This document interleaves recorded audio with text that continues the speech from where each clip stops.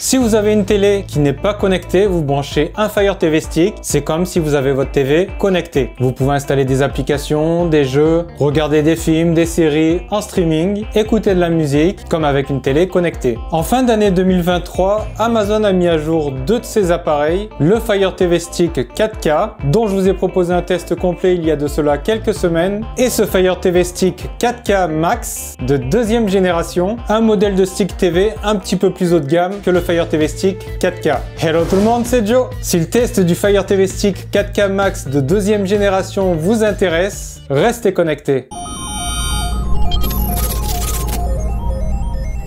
À l'intérieur du packaging, on retrouve un câble micro USB vers USB pour l'alimentation, un chargeur secteur 5 watts, deux piles AAA, une rallonge HDMI, le stick TV qui possède une forme plus arrondie que les générations précédentes. Il possède un connecteur HDMI 2.1 ARC, c'est pour le retour audio, et un port micro USB pour l'alimentation, qui peut aussi servir pour brancher un adaptateur Ethernet ou avec des ports USB supplémentaires, ou les deux. On a aussi la dernière génération de télécommande d'Amazon qui possède les contrôles de lecture, des raccourcis vers les applications de streaming et vers les applications, le contrôle vocal avec Alexa, un raccourci vers les paramètres et elle fonctionne en Bluetooth et en infrarouge. Et on retrouve aussi des livrets utilisateurs. L'installation d'un Fire TV Stick se fait facilement. Au démarrage de l'appareil, on a soit le choix de le configurer avec la télécommande manuellement, soit avec l'application Fire TV téléchargée sur son smartphone. Après l'installation qui prend quelques minutes, l'appareil procède à l'installation du dernier firmware et ensuite on peut directement démarrer. C'est facile, c'est rapide. Comme tous les appareils Fire TV, celui-ci tourne sous Fire OS, plus exactement Fire OS 8, qui est basé sur Android 11 en version 32 bits.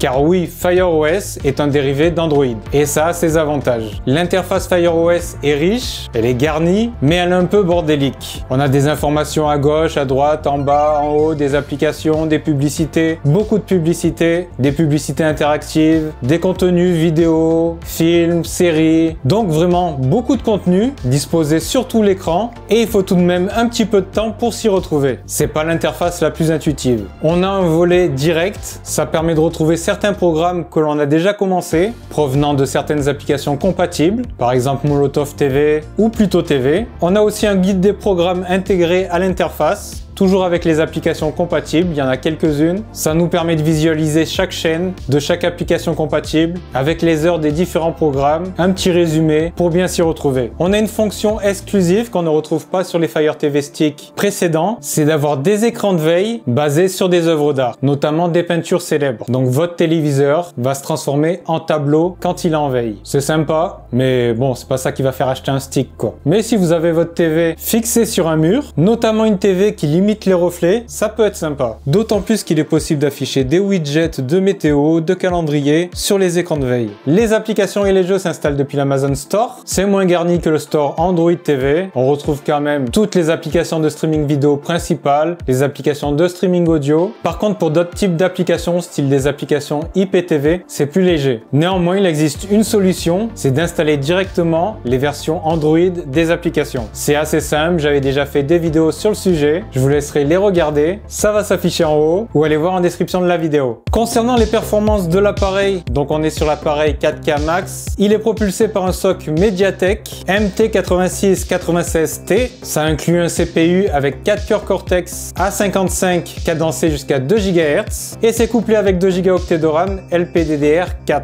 ainsi que 16 Go de mémoire eMMC et donc bien sûr on s'attend à ce que ça soit plus performant que le 4K tout court et c'est le cas. Ce n'est pas non plus le jour et la nuit, mais ça reste un appareil plus performant. Pas de souci, l'interface est relativement fluide. Il peut y avoir quelques petits accros, quelques petits ralentissements de temps en temps, mais rien de grave. Faut dire aussi que l'interface est très garnie. Et on sent tout de même que c'est un tout petit peu plus fluide que le Fire TV Stick 4K. Quand on essaye de se déplacer ultra rapidement dans l'interface, on voit pas cette petite latence le temps que les vignettes apparaissent, comme ça peut être le cas sur le stick 4K. Donc on a une puce parfaitement adaptée pour ce type d'utilisation. Ce n'est pas non plus plus une puce ultra performante, on n'est pas sur Apple TV 4K, mais l'interface sur une box TV, on n'est pas censé y rester. Normalement, on regarde des contenus. J'ai fait quelques tests de benchmark. Je vous laisserai regarder mon tableau complet avec tous les résultats pour toutes les box que j'ai testées en description de la vidéo. Bien sûr, ce Fire TV Stick 4K Max est certifié pour toutes les applications de streaming vidéo populaires avec les Microsoft Play Ready 3.3, les Widevine Level 1 et Fairplay. Donc si vous êtes abonné à Netflix, à Prime Video, à Apple TV, à Molotov, vous pourrez profiter de la meilleure des définitions possibles. Vous n'aurez pas une bouillie de pixels quoi. Aujourd'hui, le sponsor de cette vidéo, c'est GamsGo. GamsGo, je vous en ai déjà parlé plusieurs fois. C'est un service qui vous permet d'acheter des abonnements de streaming vidéo et de streaming audio beaucoup moins cher. Ce sont des vrais abonnements qui sont partagés entre plusieurs utilisateurs. En gros, vous payez votre profil, mais si vous souhaitez, vous pouvez acheter l'abonnement entier pour certains services, notamment Netflix. Et ça reviendra toujours moins cher que de passer directement par Netflix.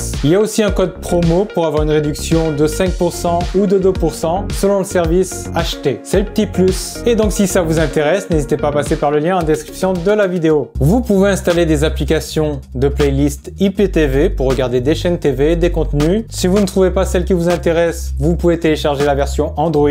Ça fonctionne bien. Je n'ai pas noté de soucis particuliers pendant mon test et le zapping des chaînes TV est plutôt très rapide. Donc sur ce Fire TV Stick 4K Max, on a du HDMI 2.1 ARC, c'est pour le retour audio, avec une définition en 4K maximum jusqu'à 60 images par seconde. Le stick prend en charge les formats vidéo les plus utilisés, VP9, H264, H265 et même le AV1. Ça pourrait être utile pour l'avenir parce qu'il consomme moins de bande passante à qualité équivalente. Mais il n'y a pas encore d'application qui utilise que ce codec. Donc c'est pas encore obligatoire de l'avoir. Le stick prend aussi en charge les formats HDR, HDR10, HDR10+, et Dolby Vision. Donc ça vous permet d'avoir une meilleure qualité d'image sur les contenus compatibles. Comme d'habitude, j'ai testé des fichiers vidéo en copiant les fichiers vidéo dans la mémoire ou en lisant depuis un disque dur en réseau, un NAS. En lecture depuis un disque réseau, tous mes fichiers 1080p sont bien passés. En 4K, j'ai eu 7 fichiers qui sont mal passés ou pas du tout. Soit j'avais un écran noir, soit il y avait des ralentissements, des blocages. Et enfin mes fichiers 8K, il n'y en a aucun qui passe. En lecture interne, j'avais seulement 2 fichiers qui ne passaient pas, 2 fichiers Dolby Vision. J'avais le son mais pas l'image. Et toujours mes fichiers 8K qui ne passaient pas. Faut préciser pour la lecture en réseau que je suis sur du Wi-Fi 5 chez moi. Le Fire TV Stick 4K Max deuxième génération est compatible avec le Wi-Fi 6. J'ai pas pu tester et je pense que ça doit améliorer les choses. On a aussi certaines fonctionnalités intéressantes pour les applications compatibles. On a notamment une fonction d'adaptation de la fréquence d'affichage à la cadence d'image du contenu. Ça marche pour Netflix, pour Prime Video et pour les applications de lecture vidéo compatibles. Ça ne fonctionne pas par exemple pour Disney+.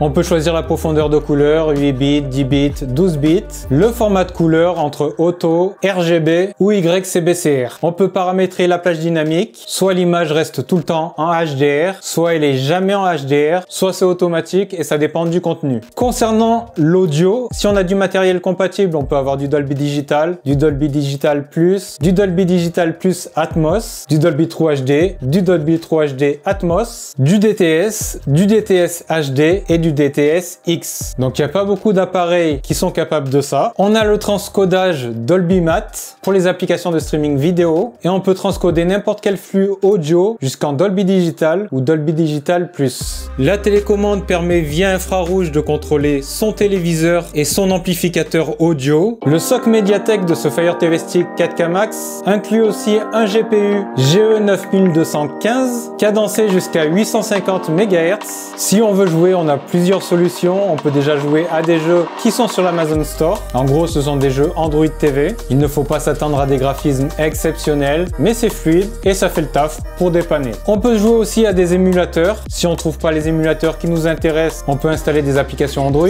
Et en gros, ça nous permet de jouer jusqu'à la génération PSP, Dreamcast et un peu avant la N64. Pas de PlayStation 2, pas de GameCube, ce sont des consoles trop puissantes. Enfin, dernière solution, on a aussi le cloud gaming. Ça permet de jouer à des jeux avec des graphismes vraiment très détaillés, comme on pourrait avoir sur une console de dernière génération ou sur un PC très puissant, en utilisant sa connexion Internet. Les jeux sont stockés sur les serveurs du service en question. Et en parlant de service, Amazon a lancé son service spécial streaming de jeux vidéo il y a quelques mois en France. Il s'appelle Luna. Ça ressemble un peu à un Netflix du jeu vidéo. Il n'y a pas besoin d'acheter des jeux. Il suffit juste de souscrire à différents abonnements. On peut avoir par exemple l'abonnement Ubisoft pour avoir tous les jeux Ubisoft compatibles compatibles, etc., etc. Les membres Amazon Prime peuvent accéder à une sélection de jeux, parmi lesquels Fortnite ou Trackmania, sans supplément, et même ajouter certains jeux Ubisoft qui possèdent. Il y a tout de même la possibilité d'acheter des jeux à l'unité, mais le principe de base c'est l'abonnement. Et pour le jeu, on a un mode jeu sur les applications compatibles, ça permet de réduire le décalage, la latence. Au niveau de la connectivité, donc on a du Wi-Fi 6E, tri-band 2,4, 5 et 6 GHz, donc c'est quasiment le top de ce qu'on peut avoir aujourd'hui, même si on a vu que la nouvelle Freebox possédait du Wi-Fi 7. Chez moi, je suis limité par ma box internet au Wi-Fi 5, mais j'ai quand même réussi à obtenir des débits aux alentours de 390 mégabits par seconde. On a aussi du Bluetooth 5 pour connecter des manettes, les télécommandes, des enceintes, des écouteurs. Et en option, on peut connecter un adaptateur Ethernet. Celui d'Amazon permet d'avoir des débits à 100 mégas maximum, mais vous pouvez en acheter d'autres qui peuvent avoir des débits aux alentours de 300 mégabits.